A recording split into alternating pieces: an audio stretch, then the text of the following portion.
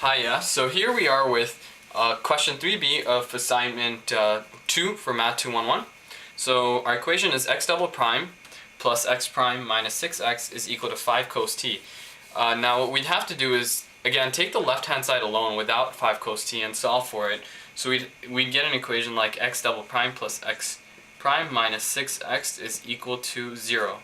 And just go ahead and solve this like we normally do using our b squared minus 4ac. Now I'm not going to go through this because we actually did this exact same equation in 3a, and I wrote down the equation we get, which is x is equal to c1 e to the power of negative 3t plus c2 e to the power of 2t. So I'm not going to go ahead and do this again. If you want to know how I did it, you can just go back to question 3a, pause this video, go back, and then come back.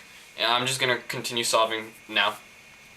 So now that we have the right-hand side of the left-hand side of the equation done, well, basically xc with the complementary solution, we now need the particular, and the particular generally involves some assumption of some sort. So now that we have cos t on the right-hand side, what we'll need to do is actually make an assumption similar to xp equaling a cos t plus b sine t.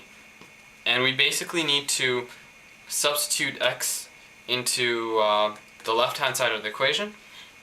And now the reason this assumption is made is because we have cos t, and the reason it's cos t and sine t and not sine something t or sine something else or cos something else, really it's dependent on whatever's inside the cos of the equation, the actual equation, when you make the assumption.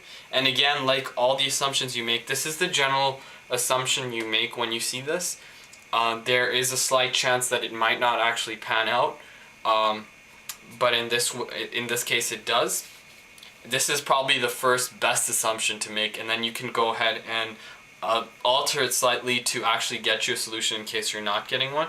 And we'll sort of show you an example later on in C, actually 3C, of when a generally agreed on assumption does not work and what do you do.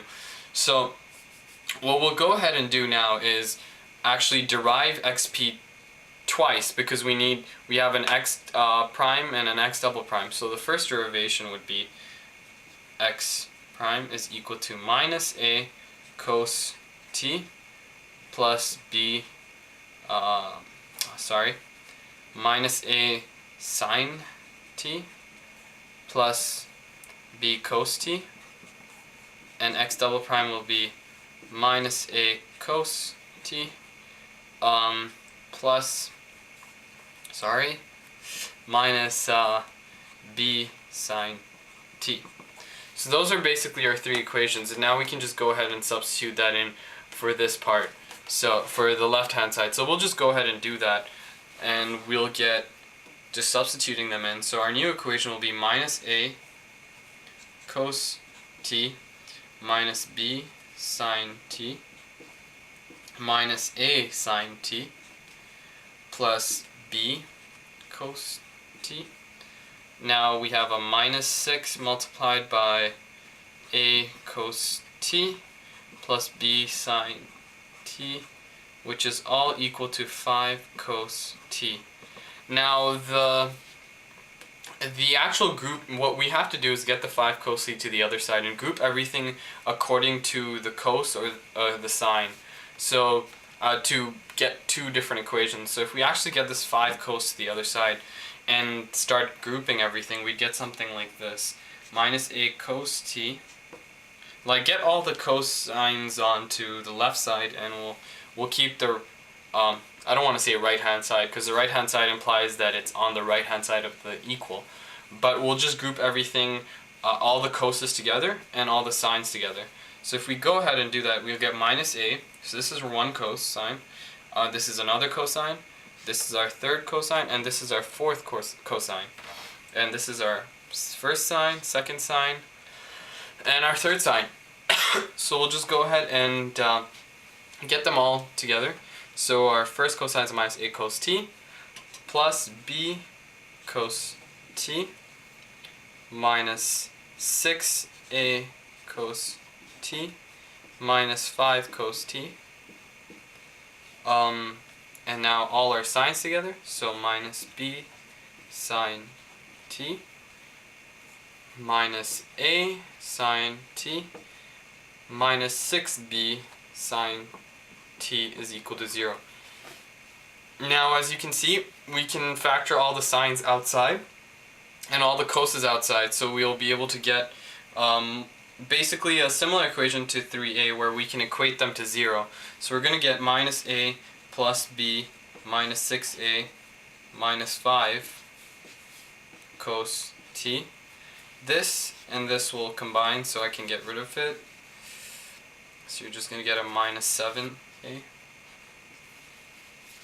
Just going to erase this, make it look neater. Cos t. Plus multiplied by minus b minus a minus 6b, all multiplied by sine t is equal to 0.